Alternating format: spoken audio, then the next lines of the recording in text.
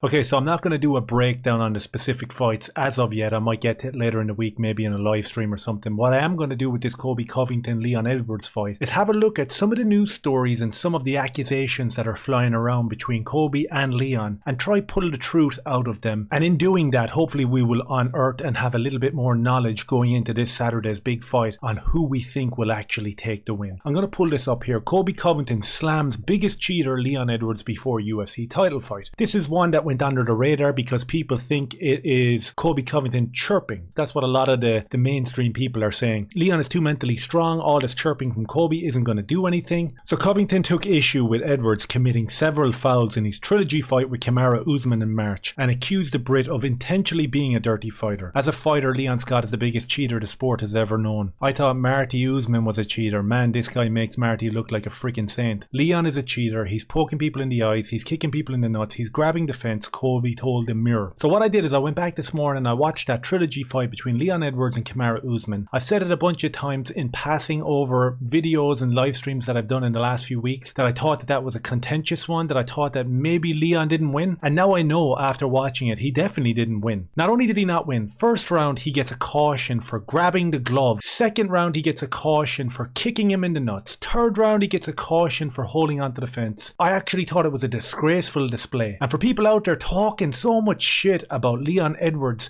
takedown defense being unbelievable, and what we saw against Kamaru Usman in that trilogy fight is enough to tell us that he's going to finish Colby Covington easily because he's a better technical guy and his wrestling defense is off the chart. In the first two rounds against Kamaru Usman, a lot of the defensive work that he did in terms of wrestling consisted of grabbing the fence and holding gloves. And then when that wasn't working out, we were throwing kicks into groin areas repeatedly. And fourth and fifth round then consisted of Herb Dean telling him over and over again to tuck in your fingers, you're going to poke somebody in the eye. In terms of how that fight actually played out, Kamaru Usman did a lot of the pressing. He, as I said, completed maybe 2 or 3 decent takedowns. Probably more would have been there if we weren't grabbing gloves and we weren't grabbing fences there by Leon Scott. In terms of on the feet, it was pretty 50-50. There was some okay exchanges, nothing really clinical landed. And in terms of the low kick from Leon Edwards and the body kick over and over again, which did wobble Kamaru Usman a couple of times, that was the only significant strike that I saw. Outside of that, it was a 5-round contentious fight that of course is going to go in the favor of the champion. But if we really look at that, is that what we're judging this upcoming fight against Colby Covington on? You compare that to Colby Covington versus Jorge Masvidal, where we had a 5-round complete domination by Colby Covington. Absolutely destroyed him. No contentiousness about it whatsoever.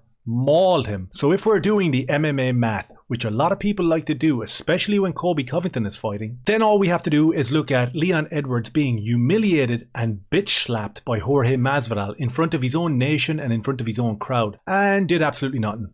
Just got mugged. Simple as that. So Colby jumps in a few months later and mauls the guy who just mauled you in front of all your friends, family and your nation. So if we're doing that sort of math, then Colby's got the upper hand going into this, right? I think that there's so much bias on display in terms of people being cognitively immature and just wanting to put it to Colby because they disagree with his politics. That's what I think is happening on the run up to this fight. So many people are talking about Leon Edwards like he's on a different echelon when it comes to striking and takedown defense. I'm not sure. We'll get to see it this weekend. So I have this other little clip. I'm going to play it for you here and point out some hypocrisies from Leon Edwards, which no one else seems to be picking up on. But we'll go for it and we'll see what the story is. So I am 100% focused for the best Colby. I know it's been out for almost 2 years come December, but I can't see what he goes in there and do. You know, I've been the active one.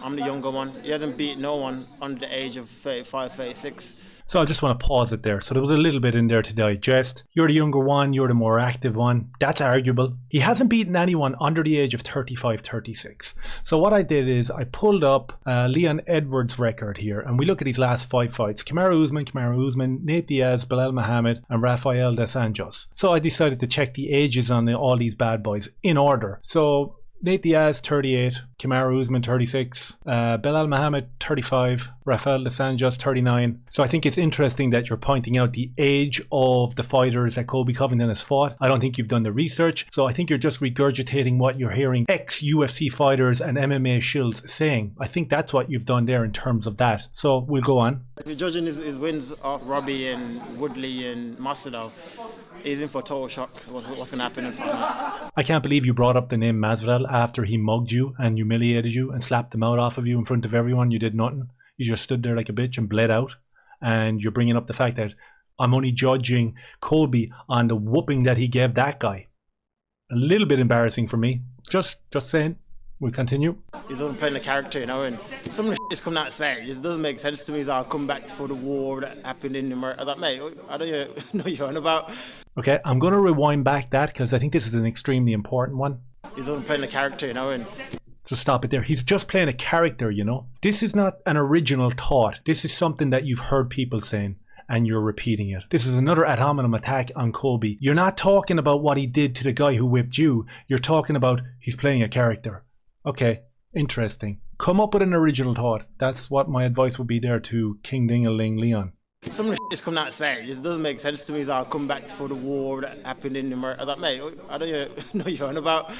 So this is an interesting one and it's a spicy one. So before we go any further, maybe like, subscribe and share. If you can, follow me over on Rumble as well. I appreciate that. So in terms of what Colby says about the US already whooping the British and we took what we wanted, this is obviously talking about the Revolutionary War, which ended in 1783. As the British were doing, they were arriving into countries, forcing and coercing people to abide by their fiat currency and their form of taxation. And the founding fathers and the militias and the colonials just weren't having it. Went to war, took independence, sent the British packing. This sort of stuff is not taught in schools over in this side of the world. It's definitely not taught in the UK. And I was just going to say that's where Leon is from, so it's not taught in his school, but he's not from there. He's from Jamaica. He's an immigrant who came into Britain. So he's never going to be interested in understanding or learning the history of the country that gave him refuge anyway. So what you'll find with fighters like Leon Edwards, Israel Adesanya, Kamaru Usman is they have to leave these shithole countries, make it to a safe country who gives them refuge, who supplies them with houses, food, school, education. Ignore everything about that culture, and when you make it big in something like the UFC, carry out the flag of the shithole country that you had to flee for your life. That's what these guys are about, and that's why he doesn't know what happened in the Revolutionary War between Britain and the US. And even if he was interested, the education system and the curriculum in the UK and Ireland are never going to teach that sort of history. They're going to teach you about how white people are oppressors and how black people are victims, and that's where we are in today's society. So I felt that that was an important one to point out here. You're saying that that stuff is stupid and you don't even know what he's talking about? How stupid does that make you sound?